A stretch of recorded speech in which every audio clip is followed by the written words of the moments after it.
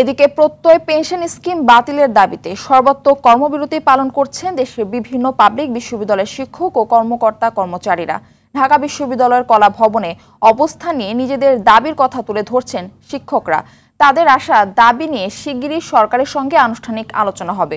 সর্বজনীন পেনশনের প্রত্যয় স্কিম নিয়ে প্রজ্ঞাপন বাতিল সহ ৩ দফা দাবিতে ১ জুলাই থেকে শিক্ষক ও কর্মকর্তা কর্মচারীরা আলাদা ব্যানারে সর্বত্র কর্মবিরতি পালন করছেন। নগদের কাছে সব গ্রাহকই প্রিয়, তাই তো সারা দেশে ক্যাশ আউট চার্জ সবচেয়ে কম। কর্মসূচির কারণে তালা ঝুলছে শ্রেণীকক্ষ ও অফিসে। এতে স্থবির হয়ে পড়েছে দেশের উচ্চশিক্ষা কার্যক্রম।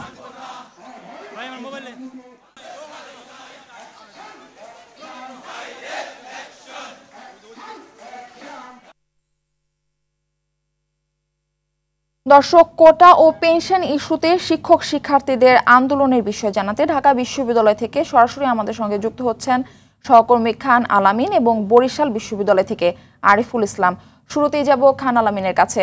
আলামিন, দাবি আদায় শিক্ষকরা কি বলছেন, পাশাপাশি কোটা বাতিলের দাবিতে শিক্ষকদের কি কর্মসূচি দেখছেন জানাবেন।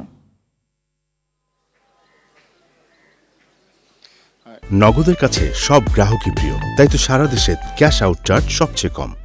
একই সাথে শিক্ষক এবং শিক্ষার্থীদের আন্দোলনের কারণে দেশের পাবলিক বিশ্ববিদ্যালয়গুলো তো কার্যত অচল অবস্থা বিরাজ করছে। এমন সময় অর্থাৎ সকাল 10টা যখন বাজে তখন কিন্তু বিশ্ববিদ্যালয়গুলো সরগরম থাকার কথা, কিন্তু আমরা দেখছি যে একেবারেই শুনশান নীরবতা। আমি কেন্দ্রীয় লাইব্রেরি যেটি রয়েছে বিশ্ববিদ্যালয়ের, ঢাকা বিশ্ববিদ্যালয়ের, সেই লাইব্রেরির সামনে আছি। লাইব্রেরির গেটে এখনও তালা ঝুলছে, সারাদিন তালা ঝুলে, তালা খোলা হয় না, কারণ কর্মকর্তা কর্মচারীরাও শিক্ষকদের যে আন্দোলন সেই আন্দোলনের দাবিতে তারাও একাত্মতা পোষণ করেছেন এবং তারাও সেই দাবি আদায়ের জন্য তারা তাদের কর্মবিরতি পালন করছেন, পাশাপাশি নানান ধরনের কর্মসূচি পালন করে যাচ্ছেন। শিক্ষকরা একাধারে একাডেমিক যে কার্যক্রম রয়েছে সেই কার্যক্রম থেকে নিজেদের বিরত রেখেছেন, পাশাপাশি তারা তাদের যে প্রশাসনিক দায়িত্ব সেই প্রশাসনিক দায়িত্ব থেকে নিজেদেরকে বিরত রেখেছেন। তারা প্রতিদিন বেলা 12টা থেকে 1টা পর্যন্ত কর্মসূচি পালন করে থাকেন, আর সারাদিন কর্মবিরতি তো চলতেই থাকে।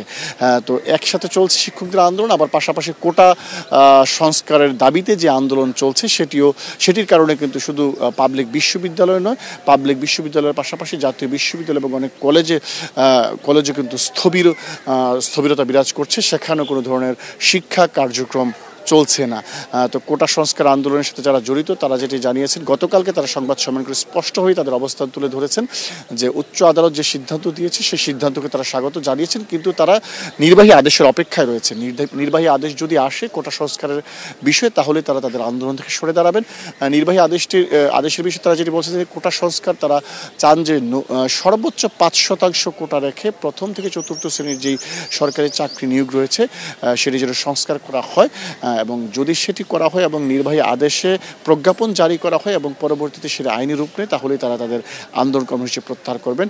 এবং শিক্ষকরা একই কথাই বলে যাচ্ছেন যে তারা যেই প্রত্যয় স্কিম বাতিলের দাবিতে আন্দোলন করছেন, সরকারের পক্ষ থেকে যদিও এখন পর্যন্ত তেমন কোনো সাড়া তারা পাননি, যতক্ষণ পর্যন্ত তারা সাড়া না পাবেন ততক্ষণ তাদের আন্দোলন চলতে থাকবে। পাশাপাশি তাদের আন্দোলনে হয়তো নতুন কোনো ভেরিয়েশন আসতে পারে, যেটি তারা বলছিলেন যে গতকালকে আলোচনার মাধ্যমে বলছিলেন যে যদি এই কর্মসূচিতে অর্থাৎ কর্মবিরতি এবং 1 ঘন্টার যেই কর্মসূচি এতেও যদি সরকারের মন না গলে, তাহলে তারা আরও কঠোর কর্মসূচির দিকে যাবেন, সেই ধরনের একটি হুঁশিয়ারি তারা দিয়েছেন।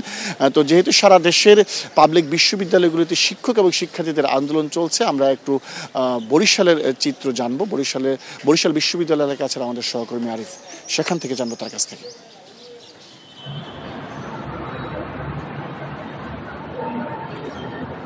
জি আলামিন, ধন্যবাদ আপনাকে। আসলে যেমনটি বলছেন বরিশালের একই অবস্থা কিন্তু আমরা লক্ষ্য করেছি গত কদিন যাবৎ বরিশাল বিশ্ববিদ্যালয়ের শিক্ষকরা যেমন একদিকে কর্মবিরতি করছে, অপরদিকে গোটা বরিশালের যে শিক্ষার্থীরা রয়েছে, বিশেষ করে বরিশাল বিশ্ববিদ্যালয়, বরিশাল সরকারি বিএম কলেজ থেকে শুরু করে অন্যান্য যে সরকারি কলেজগুলো রয়েছে সেগুলোর শিক্ষার্থীরা কিন্তু সড়ক অবস্থান নিয়েছে। আমরা গত কদিন যাবৎ এমনটি লক্ষ্য করেছি। গতকালকে কিন্তু একটি ঘটনা আমাদের চোখে পড়েছে, তার কারণ হচ্ছে যে বরিশাল থেকে একটি পরিবার, তার পরিবারের একজন সদস্য মারা গিয়েছে নলসিটি যাবে, কিন্তু সেই গাড়িটি পর্যন্ত কিন্তু ছাড়া হয়নি। আমরা লক্ষ্য করছি সেটিও কিন্তু রূপান্তরী বাস স্ট্যান্ডে আটকে রাখা হয়েছে, তারা হাঁটতে হাঁটতে কাঁদতে কাঁদতে পথ পাড়িয়ে দিয়েছে। সুতরাং আপনাকে বোঝাতে চাচ্ছি যে প্রচুর পরিমাণে দুর্ভোগ হচ্ছে গোটা বরিশালে, যেহেতু 6টি জেলা নিয়ে গঠিত এই বিভাগ, আর বিভাগের গেটওয়ে প্রধান ফটক হচ্ছে এই বরিশাল। সুতরাং এখান থেকে কিন্তু এই 6টি জেলায় যাতায়াত করছে গাড়ি, আর বরিশাল বিভাগের অন্যান্য স্থান থেকে যে গাড়িগুলো আসছে এবং অভ্যন্তরীণভাবে যে গাড়িগুলো চলছে সবই কিন্তু এখন আটকা পড়ছে সকাল থেকে রাত পর্যন্ত। বিশেষ করে পণ্যবাহী গাড়ি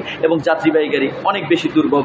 তো এই দুর্ভোগের অন্যতম কারণ কিন্তু ছাত্র আন্দোলন, আর এরা আন্দোলন করছে বিশ্ববিদ্যালয়ের ঠিক সামনের ফটকে অর্থাৎ মূল সড়কে। আর মূল সড়কে তাদের আন্দোলন একটি কথা, সেটি হচ্ছে যে কোনো আদালতের রায় কি তারা আসলে এখন যেতে চায় না, তার কারণ তারা বলছেন যে আসলে রায়ের জায়গাটি তারা নাই, তাদের এখন প্রজ্ঞাপন জারি করতে হবে। সুতরাং সরাসরি প্রজ্ঞাপনের মাধ্যমেই তাদের এই দাবিটি নিশ্চিত করতে হবে। তারা কোটা কিন্তু বাতিল চাচ্ছে না, কোটা সংস্কার চাচ্ছে। সুতরাং তারা সুস্পষ্টভাবে বলে দিচ্ছেন যে কোটা সংস্কার হোক, বাতিল নয়। পাশাপাশি শিক্ষকদের যে কর্মবিরতি সেটিও আমরা লক্ষ্য করছি। শিক্ষকদের কিন্তু অফিসিয়াল যে কার্যক্রম সেগুলো কিন্তু সকাল থেকে সেই কাজ করছে, শুধুমাত্র 12টা থেকে 1টা পর্যন্ত তারা এই কর্মবিরতির অংশ নিচ্ছে। তারা বলছেন যে তাদের দাবি দ্রুত সময়ের মধ্যেই হয়তো বা সরকারের সাথে বসা হবে এবং দ্রুত সময় যদি মানা হয় তাহলে তারা পুনরায় ক্লাসরুমে ফিরে যাবে। অপরদিকে শিক্ষার্থীদের কিন্তু একটি কথা যে সরকার খুব দ্রুত সময়ের মধ্যেই এই দাবিটি মানা হোক। তার কারণ তারা বলছেন যে এই দাবিটি শুধুমাত্র শিক্ষার্থীদের নয়, গোটা দেশের সাধারণ নাগরিকদের। তো সুতরাং সামষ্টিকগতভাবে সবার উপকৃত হবার জন্য শিক্ষার্থীদের এই দাবিটি সরকার খুব দ্রুত সময় মেনে নেবে, এমনটি বলছেন আন্দোলনরত শিক্ষার্থীরা। অন্যথায় তারা আন্দোলন চালিয়ে যাবে। এই ছিল বরিশাল থেকে আমার কাছে শিক্ষক এবং কোটা সংস্কার আন্দোলনের সবশেষ তথ্য। আপনাদের দুজনকে ধন্যবাদ আমাদের সঙ্গে যুক্ত হবার জন্য।